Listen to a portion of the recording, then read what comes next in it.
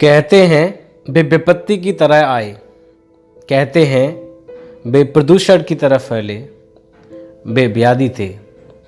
ब्राह्मण कहते थे कि वे मलेच्छ थे, वे मुसलमान थे।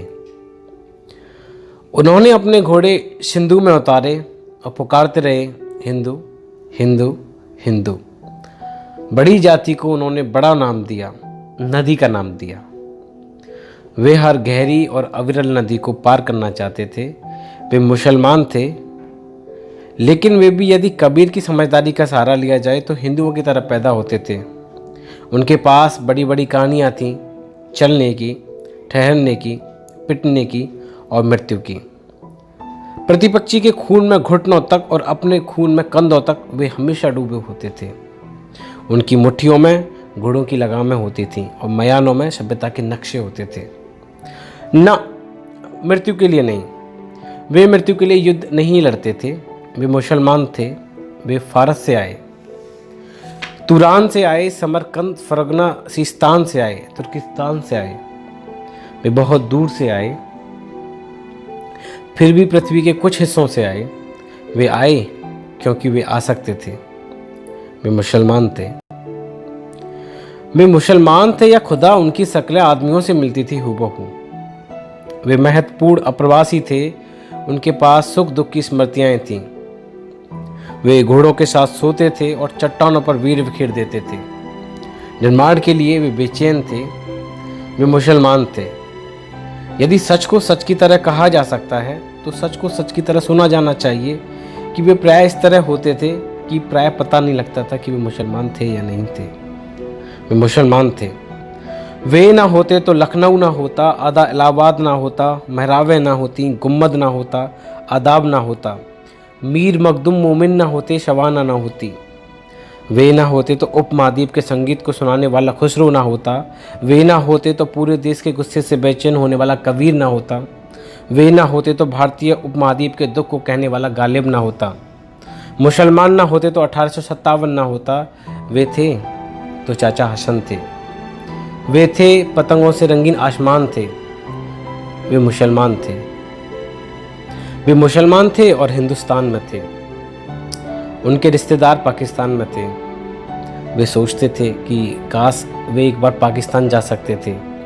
वे सोचते थे और सोचकर डरते थे। इमरान खान को देखकर वे खुश होते थे। वे खुश होते थे, खुश होकर डरते थे। वे जितना पीएसी के सिपाही से डरते थे उतना ही राम से डरते थे, मुरादाबाद से डरते थे, वे मेरठ से डरते थे, वे भागलपुर से डरते थे। वे अकड़ते थे लेकिन वे डरते थे। वे पवित्र रंगों से डरते थे। वे अपने मुसलमान होने से डरते थे। वे फिलिस्तीनी नहीं थे। वे फिलिस्तीनी नहीं थे लेकिन अपने घर को लेकर घर में, देश को लेकर देश में, खुद को लेकर आश्वस्त नहीं थे। वे उखड़ा उखड़ा राग द्वेष थे। वे उखड़ा उखड़ा राग द्वेष थे। वे मुसलमान थे। वे कपड़े बुनते थे, वे कपड़े सिलते थे, वे ताले बनाते थे, वे बक्से बनाते थे। उनकी श्रम की आवाज़ें पूरे शहर में गूंजा करती थी। वे शहर के बाहर रहते थे। वे मुसलमान थे लेकिन दमिश्क उनका शहर नहीं था। वे मुसलमान थे, अरब का पेट्रोल उनका नहीं था। वे दजला का नहीं, यमुना का पानी पीते थे। वे मुसलमान थे। वे मुसलमान थे इसलिए बचकर निकलते थे। वे मुसलमान थे इसलिए कुछ कहते थे तो हिचकते थे। देश के ज़्यादातर अखबार यह कहते थे कि मुसलमान के कारण ही कर्फ्यू लगते हैं। कर्फ्यू लगते थे और एक के बाद एक हादसे की खबर आती थी। उनकी औरतें बिना दहाड़े मारे पछाड़े खाती थीं और बच्चे दीवारों से चिपके रहते थे। वे मुसलमान थे। वे मुसलमान थे इसलिए जंग लगे तालों की तरह वे खुलते नहीं थे। वे अगर 5 बार नमाज पढ़ते थे तो उससे कई गुना ज़्यादा बार सिर पटकते थे। वे मुसलमान थे। वे पूछना चाहते थे कि इस लाल किले का हम क्या करें। वे पूछना चाहते थे कि इस हुमायूं के मकबरे का हम क्या करें।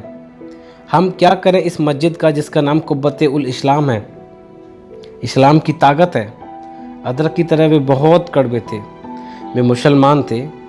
वे सोचते थे कि कहीं और चले जाएं, लेकिन नहीं जा सकते थे। वे सोचते थे कि यहीं रह जाएं, तो नहीं रह सकते थे। वे आधा जिबा बकरे की तरह तकलीफ के झटके महसूस करते थे। वे मुसलमान थे, इसलिए तूफान में फंसे जहाज के मुसाफिर की तरह एक दूसरे को भींचे रहते थे। कुछ लोगों ने बहस चलाई थी कि उन्हें फेंका जाए तो किस समुद्र में फेंका जाए। बहस यह थी कि उन्हें धकेला जाए तो किस पहाड़ से धकेला जाए। वे मुसलमान थे, लेकिन वे चींटियां नहीं थे। वे मुसलमान थे, वे चूजे नहीं थे।